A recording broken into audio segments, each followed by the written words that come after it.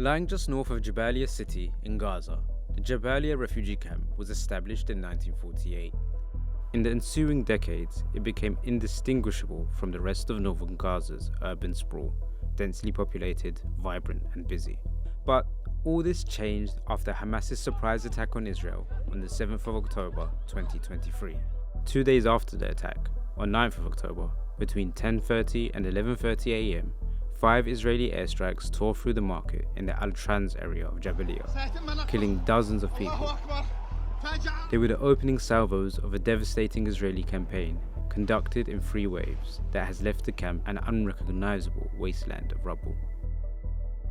Using satellite imagery and video analysis, The Guardian has chronicled the camp's destruction through 3 offensives. In the first offensive, during the first months of the war, Jabaliya was pummeled with airstrikes. The deadliest was on the final day of the month, 31st of October, when an airstrike killed scores of people and left craters in the ground in a residential block. Footage showed rescuers combing with their hands through the rubble, searching for survivors and the bodies of victims. Israel said the camp was a command center for Hamas's Northern Brigade and they had identified Hamas tunnel systems under the camp. In early November, Israeli troops entered the camp. Civilians across northern Gaza were told by Israel to head south, but many were unable or unwilling to do so.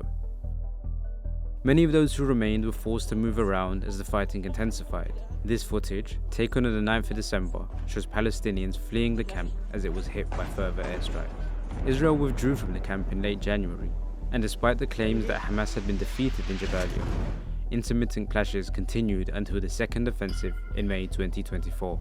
On 11th of May, the IDF reported that Hamas had managed to reconstitute its military capabilities and again issued orders for civilians to leave.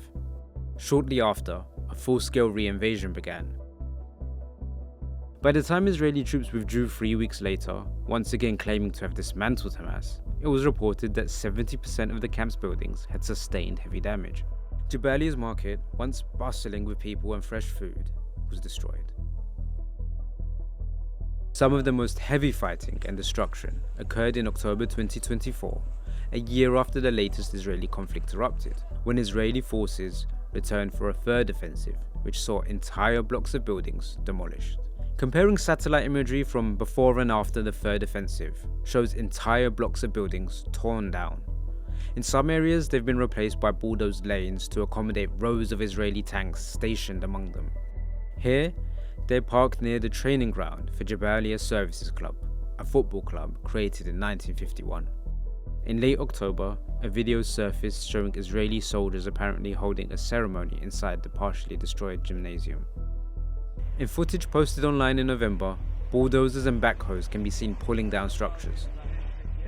In some cases, whole areas, like Block 4, where the camp's main school complex is located, have nearly disappeared altogether. This kind of whole-scale destruction of neighbourhoods that we've seen in Jabaliya has taken place across the north of Gaza. Some observers have detected a more deliberate agenda across this area, the slow enactment of a scorched earth policy known as the General's Plan, aimed at driving out civilians from areas by declaring them closed military zones, where anyone who stays is considered a combatant and all aid and other supplies are cut. In a statement, the IDF said, "The IDF is currently operating in northern Gaza against terrorist targets due to Hamas's efforts to restore its operational capabilities in the area. The IDF targets only military objectives. Strikes aimed at military objectives are subject to the relevant international law, including taking all feasible precautions to minimize harm to civilians."